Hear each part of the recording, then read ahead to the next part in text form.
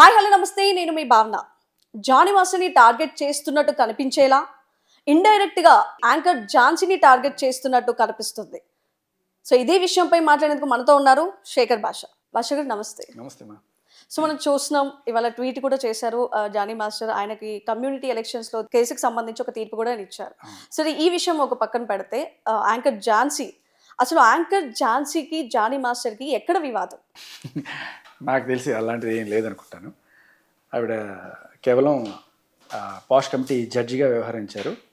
మరి దాంట్లో ఆవిడ చూసిన విన్న వాటిని, ఆవిడ నమ్మిన దాన్ని ఆవిడ ఇచ్చిన తీర్పులో మనం చూసాం. బట్ ఇవాళ ఈ ట్వీట్ ఏదైతే ఉందో, ట్వీట్ లేకపోతే పోస్ట్ ఆవిడ ఏదైతే చేశారో, ఆవిడ అంటే సడన్గా చూసిన వాళ్ళు చాలామంది, నేను కింద కామెంట్స్ కూడా చదివాను ఆవిడ చేసిన పోస్ట్కి. అందరూ కూడా ఏమనుకుంటున్నారంటే జానీ మాస్టర్ హెరాస్మెంట్ చేశారు అనే విషయాన్ని కోర్టు కూడా ధృవీకరించింది అని చెప్పి ఒక కామెంట్లు. మేము జయించాము, మేము గెలిచాము అంటూ కూడా ఆవిడ ట్వీట్ చేశారు. అదే. సో బేసికలీ పాయింట్ ఏంటంటే, ఒక జడ్జి స్థానంలో ఉన్న మనిషి ఎవరైనా సరే, తమ్మారెడ్డి భరద్వాజ్ గారు కావచ్చు, ఝాన్సీ గారు కావచ్చు, వీళ్ళు ఎవరైనా సరే, ఎప్పుడైతే ఇలాంటి ట్వీట్లు లేకపోతే చేస్తారో, మాకేదో ఇంట్రెస్ట్ ఉంది అన్న కోణం వ్యక్తం అవుతుంది. ఒక సామాన్యుడిగా నేను ఈ ట్వీట్ చూసినప్పుడు, అరే ఒక జడ్జిగా ఉన్నప్పుడు నువ్వు ఒక ఫెమినిస్ట్గా ఉండకూడదు, ఒక బయాస్డ్ పర్సన్గా ఉండకూడదు. నువ్వు జడ్జిమెంట్ ఇచ్చిన తర్వాత అంతే హంబుల్గా ఉండాలి. ఆ హుందాతనం ఉంటుంది జడ్జికి. అలా కాకుండా ఇదిగో ఇవాళ తీర్పు వచ్చేసింది అని చెప్పి నేను సంబరం చేసుకుంటూ ఒక ట్వీట్ పెడితే దాన్ని ఒక సామాన్యుడిగా ఏమనిపిస్తుంది అంటే, ఓకే ఈవిడికి ఇలాంటి తీర్పు రావడం ఇష్టం, ఈవిడే బయాస్డా అనే డౌట్ ఒకటి వస్తుంది. సో ఇప్పుడు ఆ డౌట్ వల్ల ఆవిడ ఇచ్చిన తీర్పు ఏదైతే ఉందో, పాష్ కమిటీ జడ్జిమెంట్లో ఈవిడ కూడా ఒక జడ్జిగా ఇచ్చిన తీర్పు ఏదైతే ఉందో, ఓకే ముందు నుంచి ఈవిడికి ఈ బయాస్నెస్ ఉండడం వల్ల ఇలాంటి తీర్పు ఇచ్చిందేమో అనే ఒక డౌట్ వస్తుంది. ఎందుకు ఈ రోజు దాకా నేను ఏ రోజు మాట్లాడలా, బట్ ఎప్పుడైతే చూశానో, ఎందుకు ఇంత సంబరాలు చేసుకుంటున్నారు ఆవిడ అంటే, పర్సనల్గా ఏమన్నా ఉందా జానీ మాస్టర్ మీద? మీరు అడిగిన క్వశ్చన్ నాకు కూడా వచ్చింది. ఇద్దరికి ఒకటే ఒక అక్షరం తేడా, ఆయన జానీ, ఈవిడ ఝాన్సీ.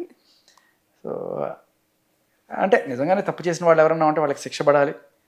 అండ్ ఆవిడ అలా వ్యవహరిస్తే కూడా, అంటే తప్పు చేయాలనే వాడికి సింహస్వప్నంగా ఉండాలి. ఎవడన్నా సరే ఝాన్సీ అని అడిగితే ఝాన్సీ గుర్తు రావాలి. పవర్ఫుల్ లేడీగా ఒక ఝాన్సీ అనే పేరైతే అందరూ వింటూ ఉంటాం. కానీ అదే అంటున్నాను, హుందాతనం పోయేట్టు ఎలా అయితే ఎప్పుడైతే మేము సంబరాలు చేసుకుంటామో ఇలాంటివి అని రాగానే డౌట్ వచ్చేస్తుంది. పార్షియల్గా బయాస్డ్గా వ్యవహరించారా అనేదే ఇక్కడ పాయింట్ ఆఫ్ డిస్కషన్ అవుతుంది. సో మేబీ ఆవిడ ఎందుకు పెట్టారో ఆవిడే చెప్పాలి. అసలు ఏంటి, అసలు ఇప్పుడు కొరియోగ్రాఫర్గా తను వర్క్ చేశారు, ఓకే జానీ మాస్టర్ దగ్గర. అసలు వీళ్ళిద్దరి మధ్యలో 2018లో ఏదైతే హరాస్మెంట్ జరిగింది నాపై అని కూడా తను చెప్పడం జరిగింది. 2018లో ఆయన నా దేవుడు అంటూ కూడా ఆయన గురించి చాలా పాజిటివ్గా చెప్పడం జరిగింది. మరి ఇన్ని సంవత్సరాల తర్వాత, దాదాపు చాలా ఏళ్ల తర్వాత ఎందుకు రియాక్ట్ అవుతూ ఇప్పుడు మీడియా ముందుకి, అండ్ ఇంకోటి ఏంటంటే కోర్టులో లీగల్గా కూడా ఆల్రెడీ కేసు నడుస్తుంది, ఈ టైంలో మీడియా ముందుకు వచ్చేసి మాట్లాడడం ఎంతవరకు కరెక్ట్? మేబీ ఆవిడే గేట్స్ ఓపెన్ చేసింది మీడియా వాళ్ళందరూ కూడా డిస్కస్ చేయడానికి. సో జనరల్లీ మనం అందరూ కూడా పోక్సో అన్నప్పుడు ఆవిడ పేరు తీయకపోవడం ఇలాంటివన్నీ కూడా చేసాం. బట్ ఆవిడ నాకు అలాంటి ప్రాబ్లం ఏం లేదు, మీరు పేరు తీసుకోండి, మాట్లాడుకోండి, నాకు అలా విక్టిమ్గా మొహాన్ని గొడ్డ కట్టుకొని అలా ఉండాలి లేదు, విచ్ ఇస్ గుడ్, ఫైన్. అయితే అక్కడ పాయింట్ ఏంటంటే, మనందరికీ తెలిసే నటిస్తాం. ఎలా అంటే, ఇప్పుడు కోర్టులో కేసు ఉంది కాబట్టి ఆవిడ పేరు తెలియకుండా మనం మాట్లాడాలి. బేసికల్ ప్రపంచంలో అందరికీ తెలుసు జానీ మాస్టర్ మీద కేసు పెట్టింది ఎవరు, ఇవన్నీ తెలుసు. అయినా కూడా ఏదో ఒక చిన్న నాటకం, అది కూడా కోర్టు ఏదో లీగల్ చెప్పి. But finally it's good, open అయిపోయింది అంతా కూడాను. మాస్క్ తీసేశారు, ముసుగులో గుద్దురాట్ లేకుండా డైరెక్ట్గా వచ్చి బయట వార్ స్టార్ట్ అయింది, బాగుంది. ఆవిడ మీరు అడిగిన క్వశ్చన్కి మొన్న ఒక ఇంటర్వ్యూ వచ్చింది కదా, స్టార్ట్ చేసింది ఆయన. ఆ ఇంటర్వ్యూలో ఆవిడ ఆన్సర్ ఏం చెప్పిందంటే, అలా స్టేజ్ మీద నేను అలా ఎందుకు మాట్లాడతానంటే, ఎవరైనా స్టేజ్ మీద అలాగే పొగుడుతూ మాట్లాడతారు. ఎవరైనా సినిమా రిలీజ్ అయితే ఆ డైరెక్టర్ గారు చాలా మంచివారు, ప్రొడ్యూసర్ గారు చాలా నాకు ఛాన్స్ ఇచ్చారు, న్యాచురలే కదా. స్టేజ్ మీద ఆయన నీచుడు, నన్ను రమ్మని అడిగాడు, అలాంటి మాటలు మాట్లాడరు కదా. నిజమే కదా ఆవిడ చెప్పింది కూడా, అది కూడా నిజమే కదా సార్, అది కూడా నిజమే కదా సార్. సో ఆవిడ చెప్పిన దాంట్లో పాయింట్ ఉంది.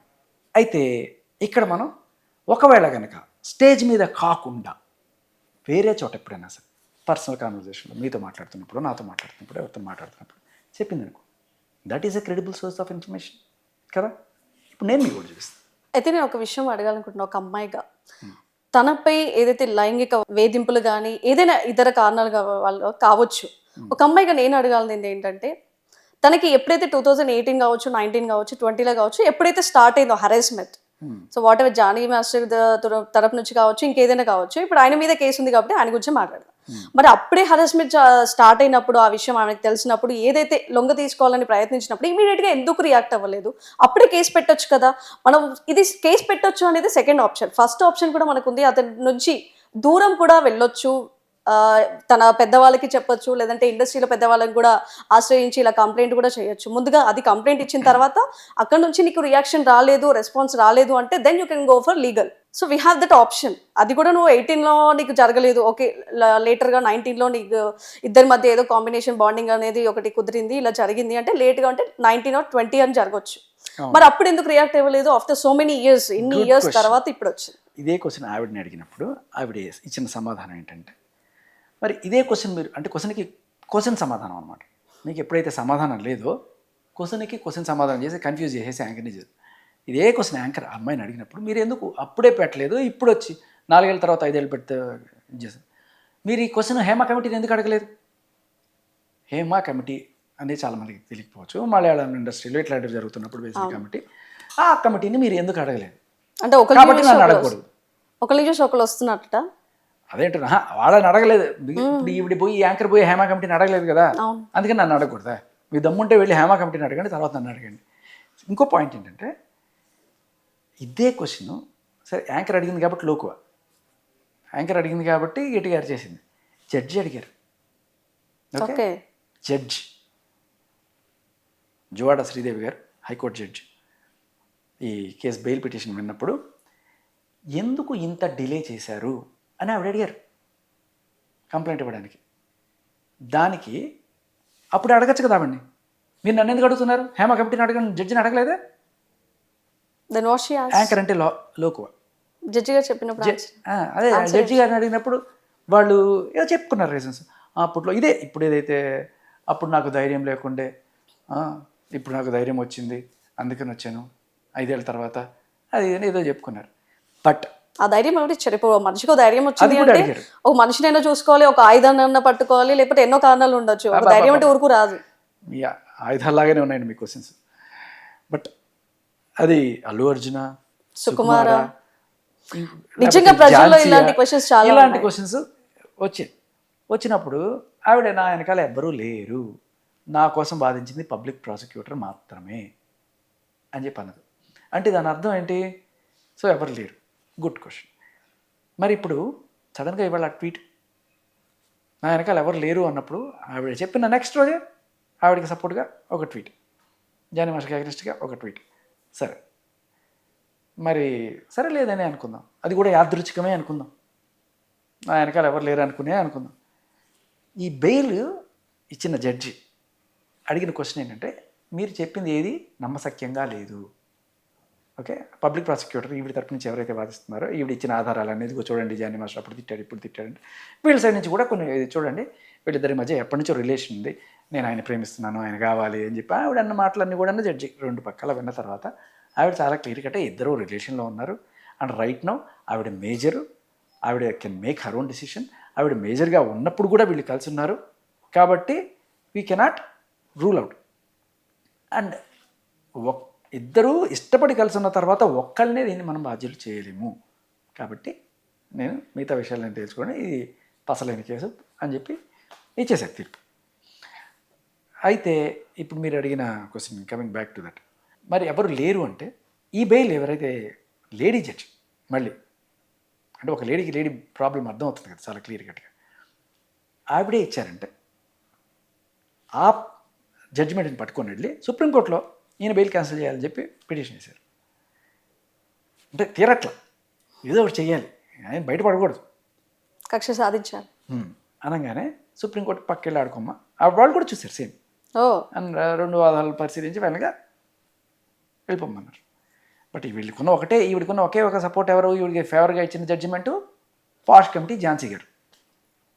సో ఆ ఝాన్సీ గారు ఇవాళ ఎప్పుడైతే ఇది చేశారో మరి ఈవిడ కూడా బయాస్డ్గా ఎందుకు ఇంత సంబరాలు చేసుకుంటున్నారు? జడ్జిగా ఇప్పుడు తీర్పిచ్చిన శ్రీదేవి జోవాడ గారు కావచ్చు, లేకపోతే సుప్రీంకోర్టు జడ్జి కావచ్చు, బెయిల్ ఇచ్చిన వాళ్ళు ఎవరన్నా సరే న్యాయం గెలిచింది అని చెప్పి ఏమైనా ట్వీట్లు పెట్టారా? లేదు కదా. ఏదో రకంగా నేను ఒక హుందా పొజిషన్లో కూర్చొని పెట్టినప్పుడు నువ్వు ఇలా చేస్తే ఖచ్చితంగా జనాల అందరిలోనూ డౌట్ వస్తుంది బయాస్డ్ అని. సో ఎవరు లేకుండా నువ్వు సుప్రీంకోర్టుకి అయితే పోలేవు కదా, నీ వెనకాల ఎవరు ఉన్నారనేది అర్థమవుతుంది. అది టార్గెట్ చేసినట్టు కనిపిస్తుంది. మరి ఈ అమ్మాయికి ధైర్యం నిజంగా సుకుమార్ అండ్ అల్లు అర్జునే కారణం అంటారా? మరి ఏంటి దీంట్లో నిజం ఎంత? నిజం అనడానికి ఏదో ఒకటి బలమైన కారణం కూడా ఉంటుంది. ఆ బలమైన కారణం ఏంటంటే అల్లు అర్జున్ గారు ఒకసారి ఒక ట్వీట్ చేశారు, మహిళలకి ఏమన్నా జరిగితే నేను ఊరుకోను అన్నట్టుగా. అది నా గురించే అని ఈవిడ అనుకుందో, లేకపోతే ఈవిడ గురించే అని మీడియా అనుకుందో, మొత్తానికి దాన్ని హైలైట్ చేశారు. అనుకున్నారు అని మీరు అంటున్నారు, కానీ చేయించింది ఆయన అని అందరు అంటున్నారు. అండం వేరండి. ఇప్పుడు ఆధారాలు లేకుండా నేనేం మాట్లాడను. నాకు నిజంగా ఆధారం దొరికిన రోజున అప్పుడు నేను వచ్చి మాట్లాడతాను తప్ప ఇది జస్ట్ స్పెక్యులేషన్. సో ఇప్పుడు ఝాన్సీ గారి గురించి ఈ రోజు దాకా ఆవిడ ఇచ్చిన తీర్పు బయాస్డ్ అని నేను ఏ రోజు మాట్లాడలేదు. పాష్ కమిటీ తీర్పు గురించి నేను ఏ రోజు మాట్లాడలేదు. కానీ ఇవాళ ఎందుకు వస్తుందంటే ఒక ఆధారం ఉంది మన ముందు. ఎందుకంటే ఆవిడ చేసిన సంబరం, ఒక ట్వీట్ పెట్టుకొని సంబరం పడ్డారు, ఒక రియాక్షన్ ఇచ్చి. అందుకే ఆ రియాక్షన్తో మనకు ఇది ఒక ఆధారం. ఈ ఆధారం ఏం చెప్తుంది? షీ మైట్ బీ బయాస్డ్ అనే ఒక ఫీలింగ్ ఒక సామాన్యుడిగా నాకు వస్తుంది. దానికి ఎక్స్ప్లెయిన్ చేయాలి వాళ్ళు ఆవిడ ఎందుకు పెట్టారని. లేదండి నేను పాష్ కమిటీలో ఉన్నాను కాబట్టి ఇది ప్రపంచానికి తెలియపరచాల్సిన ఇది అంటే ఇప్పుడు జడ్జిమెంట్ వచ్చిన ప్రతిసారి కూడా ఆ జడ్జిమెంట్ని పేపర్లో వేస్తున్నారా? పోనీ ఇంతమంది జడ్జిలు ఉన్నారు, ఎవరు వేయలేదు, ఎవరు ట్వీట్లు పెట్టలేదు, మీరు మాత్రమే ఎందుకు పెట్టారు అనే క్వశ్చన్స్ కూడా మనం అడగచ్చు. ఆవిడని అమ్మాయి తరఫున చాలా మంది కూడా పెట్టొచ్చు అలా నిజానికి, పెట్టచ్చు నిజం అయితే. అదే సో అది అత్యుత్సాహం ప్రదర్శించారు అన్నట్టుగానే సామాన్యుడిగా నాకు అర్థమవుతుంది. సో చూడాలి మరి జానీ మాస్టర్పై ఉన్న ఏదైతే వివాదాలు ఉన్నాయో దీని వెనకాల ఇంకా ముఖ్య నాకు ధైర్యం వచ్చింది అప్పుడు లేదు, ఇప్పుడు వచ్చింది కొత్త ధైర్యం అన్నారో, అసలు ఆ ధైర్యం ఏంటి, ఆ ఆయుధం ఏంటి అనేది కూడా తెలియాల్సిన పరిస్థితి. థ్యాంక్ యూ భాష.